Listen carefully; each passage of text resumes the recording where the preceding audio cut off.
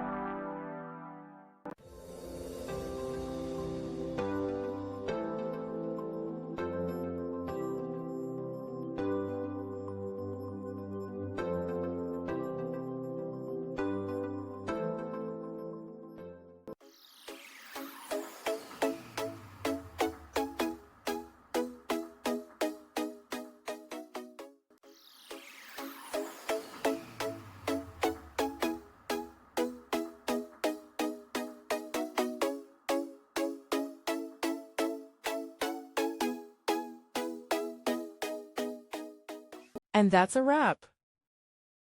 I hope you found the answer you were looking for. If you did, take a second to hit that subscribe button. It really helps out. And let me know in the comments which solution worked best for you.